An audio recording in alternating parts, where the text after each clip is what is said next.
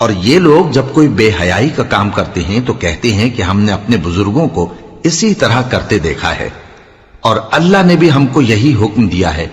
کہہ دو کہ اللہ بے حیائی کے کام کرنے کا تو حکم نہیں دیتا، کیا تم اللہ کی نسبت ایسی بات کہتے ہو جس کا تمہیں علم نہیں؟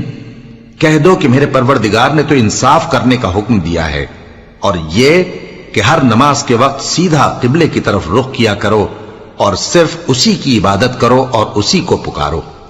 اس نے جس طرح تم کو ابتدا میں پیدا کیا تھا اسی طرح تم پھر پیدا ہوگے۔ ایک فریق کو تو اس نے ہدایت دی اور ایک فریق پر گمراہی ثابت ہو چکی۔ ان لوگوں نے اللہ کو چھوڑ کر شیطانوں کو رفیق بنا لیا اور سمجھتے یہ ہیں کہ ہدایت یاب ہیں۔ اے بنی آدم، ہر نماز کے وقت اپنے آپ کو مزین کیا کرو اور کھاؤ اور پیو اور بیجا نہ اڑاؤ کہ اللہ بیجا اڑانے والوں کو دوست نہیں رکھتا۔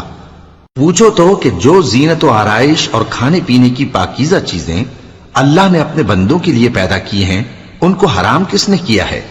کہہ دو کہ یہ چیزیں دنیا کی زندگی میں بھی ایمان والوں کے لیے ہیں اور قیامت کے دن صرف انہی کا حصہ ہوں گی۔